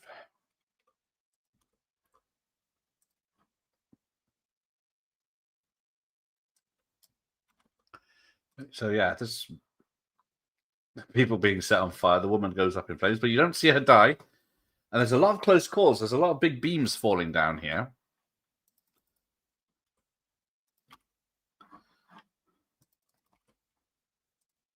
But I'm sure everyone's safe because it looks like it is actually the Mr. Cox himself running around and narrowly being stuff dropped on him. And he jumped from the rafters, landing on the woman. And then, what's the other film where someone blows back a poison thing on someone?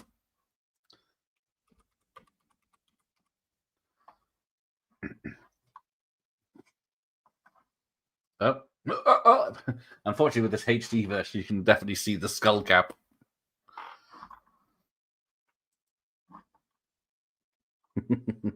Pile of crappy. Oh dear. Terrence Strong is great. Yeah. I think Campbell, he has to be my favorite. Followed by Glenn. Glenn Campbell, of course, with the Wichita linesman. I've even warmed up the Thunderball over the years. I'll back it up. Send you my DVD. I hate manure. See, yeah, it's a shame when all these sets get destroyed. Because it's like the Bond ones when they blow those up again. It took months and etc. to build those.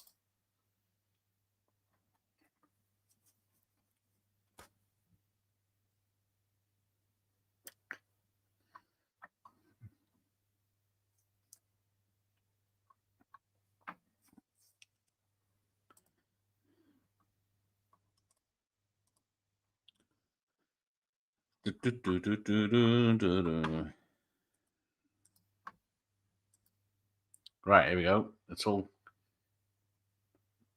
Watson has to save the day, which is good. There we go. This is just like the the short round run. It's piss poor. He's dodging. He's crawling down, ducking, and people walk into each other. He kicks a log and hits someone in the face, but just the same as the short round run. And then the hero has to be saved by his companion. How is he going to do it?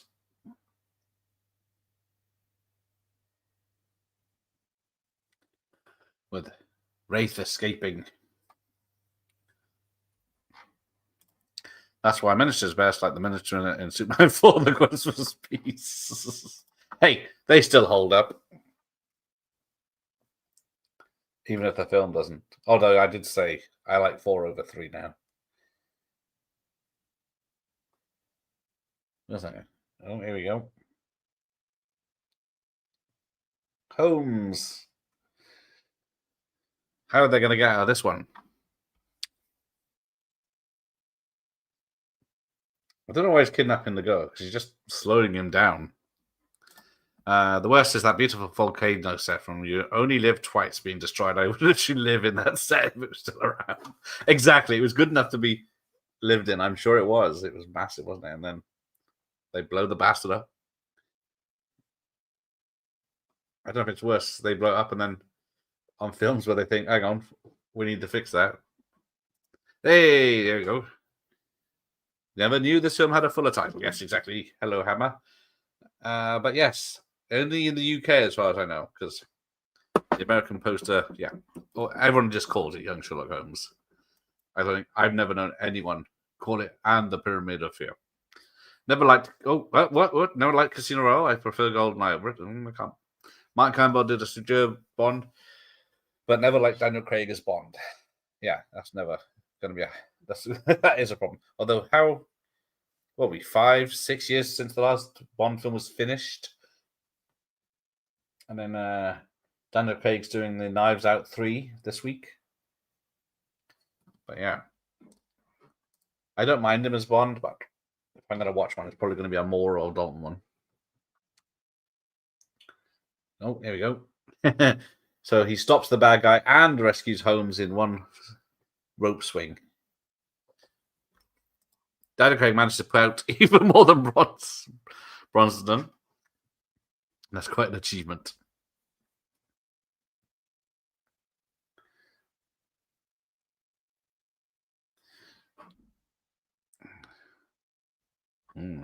Yeah, Craig, I think definitely, because I think we saw in these charts yesterday, Spectre didn't do well in America anyway.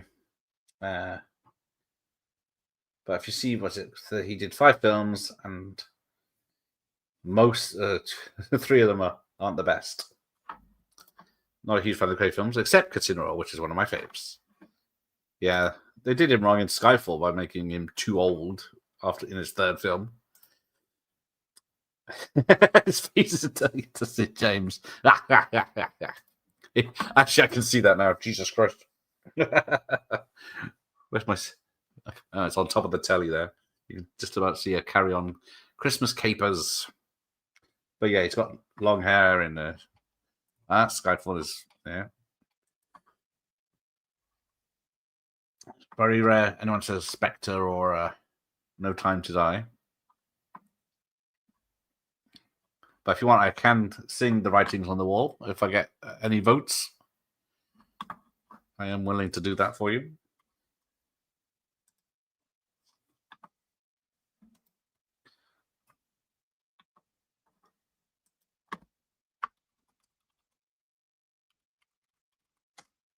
Uh-oh, Holmes! And then she takes a bullet for him. God damn it.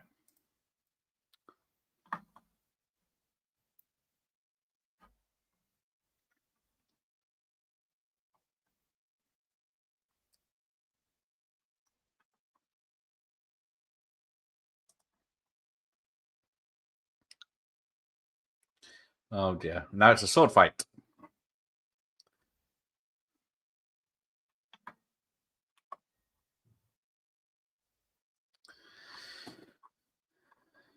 Bang. Oh. See, has he got... Yeah, he shoots her, then he seems to have another shot. I don't know if it's... He reloaded or what?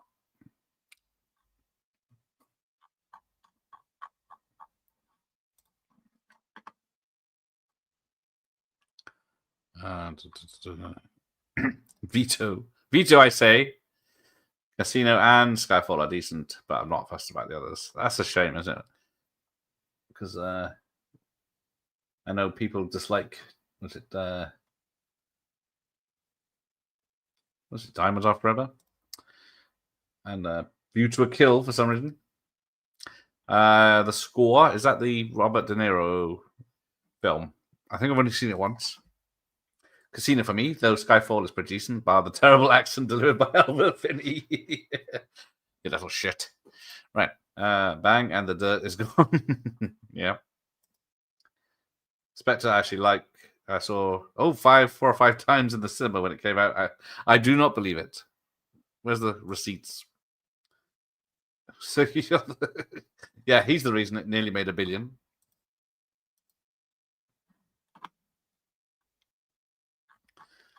Now the truth comes out.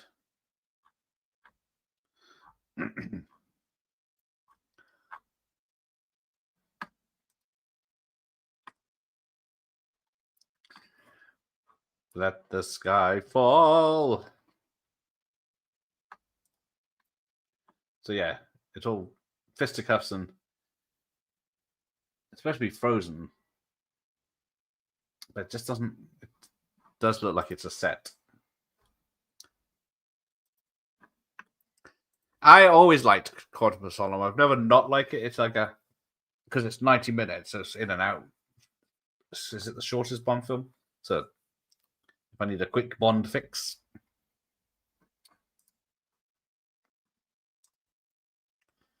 Oh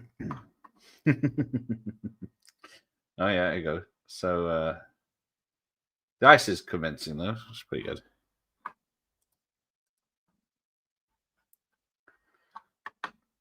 And then he loses his balance. Yeah, each time with a different mate. I guess they were glutton for. I was a glutton for what they were glutton for. At this point in my middle age, I don't think I could summon 5 mates. All my mates are virtual. All you people. Quantum is hands down the worst for me. Oh, there you go. Oh, he's so much he sent it twice. Oh, see, you got the old hand coming through. But now there's bubbles, but not sure. Spoilers, how he survived. But here we go.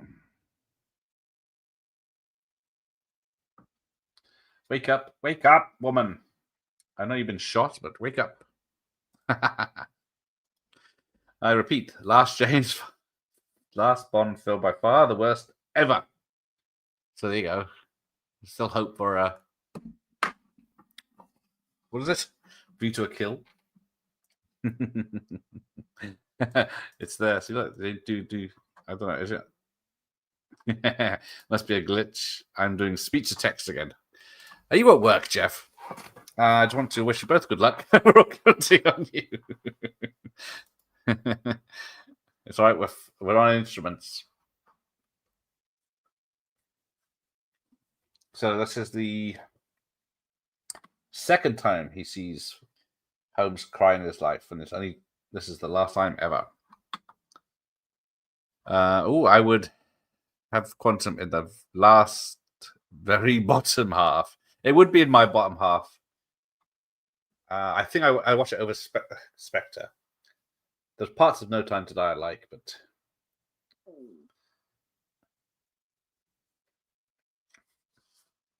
Skyfall is great. Oh, there you go. Oh, Jeff, how dare you work?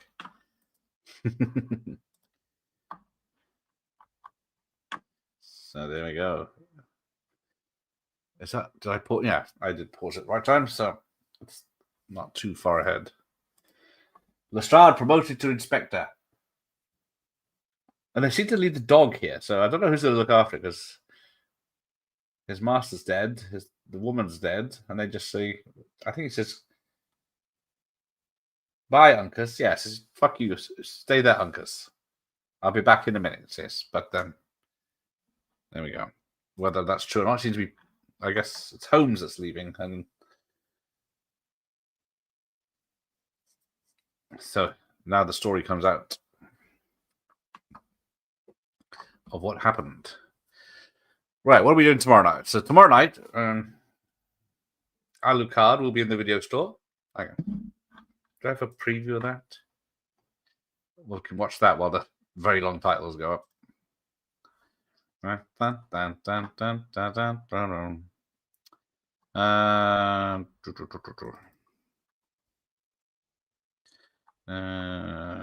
it. Do it the old-fashioned way. Made up of poor souls of London town.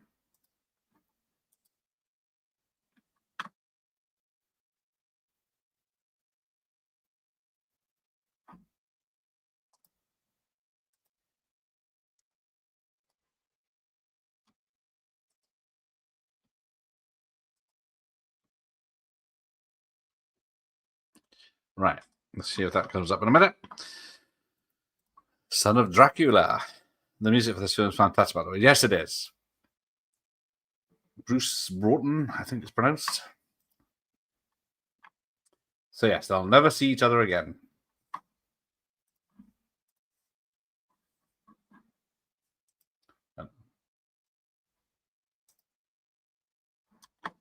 Right, that's queued up. The refrigerator. What's going on? What am I missing?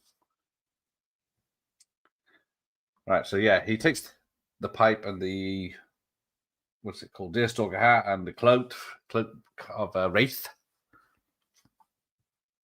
That ridiculous cloak, an unspeakable person. He who shall not be named. But get ready for a surprise. Because it's going to come back in a minute. So apparently, yeah, I forgot to mention Alex. It's not Alex Cox, whatever his Cox's name. Cox Jr. He had a growth spurt during the making of this, so they had to do different angles and have people standing on stuff because he was growing so much.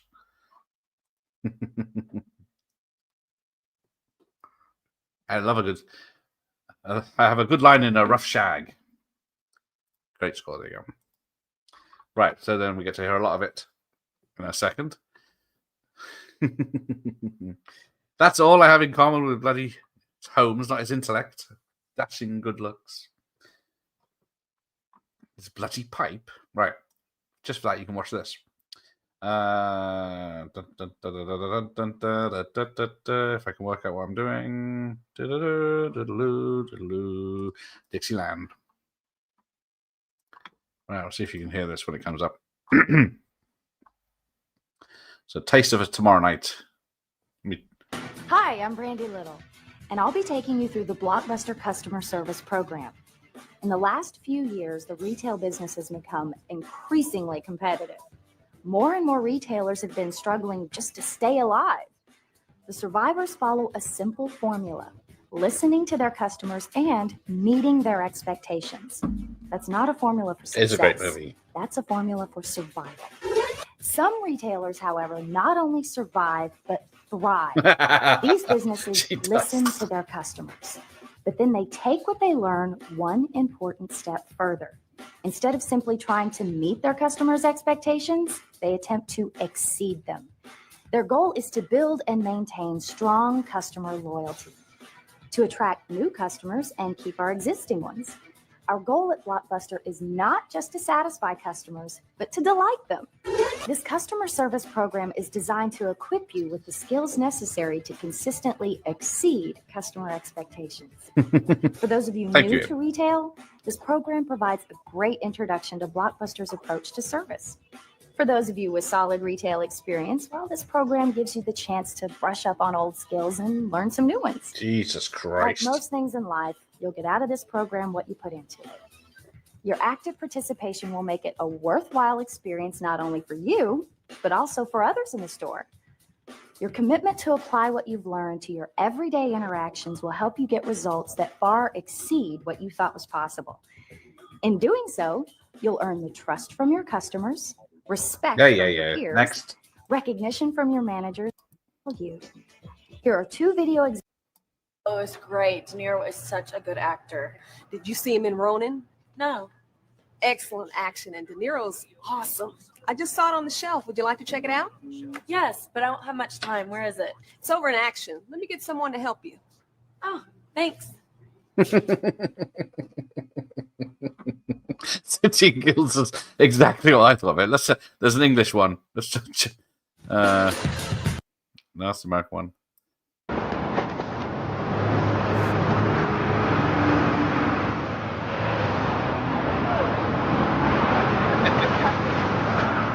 You get it, yes? I will give certificates if you pass.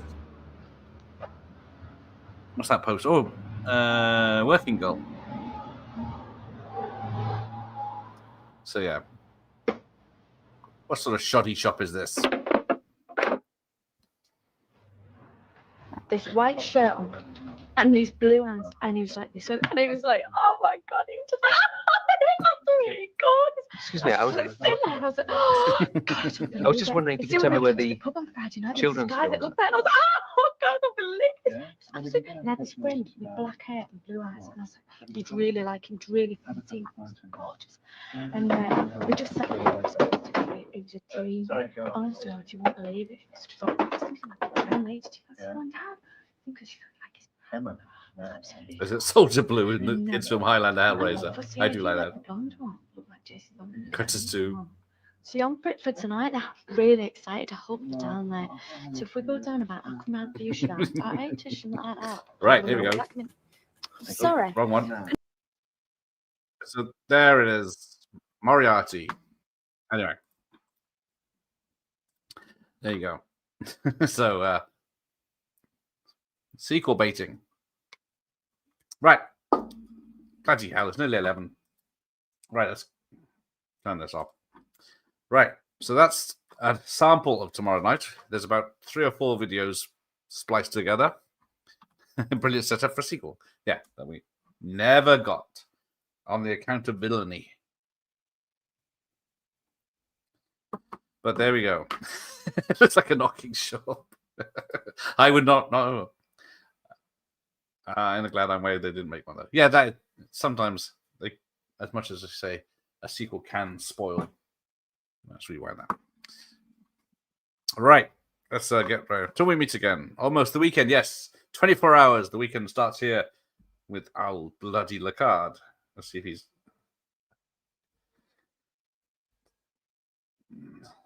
But yes, Al Lacard is fighting fit. But so take care, everyone, and I'll see you hopefully tomorrow. Or what else is there? Jeff's Kinjiti on Sunday. I'm in January now. There we go. Right. So Commodore 64. So I've got top 20 games, top 10 music from Commodore 64 games, top 10 films of that month, and what is it? Top 10 arcade games from November 1988 on Saturday night. So we'll see you then, hopefully, if that's your sort of thing. So night all, England. Good idea. Great stream. Thank you. Good night. Welcome, Kenneth. You're always welcome here. Very nice lad. Fun. Some quality movies on the channel this month. Oh, only this month. Okay, right. Okay. Something for everyone then, exactly. Gonna try and watch the new Stranger Things season. You have fun with that, Ramon. I'm waiting to it's complete. All right. Yes. See you tomorrow night. As Ian says, goodbye. Bye. Ciao, Constable. Ciao? Ciao. That's a familiar Italian expression meaning goodbye.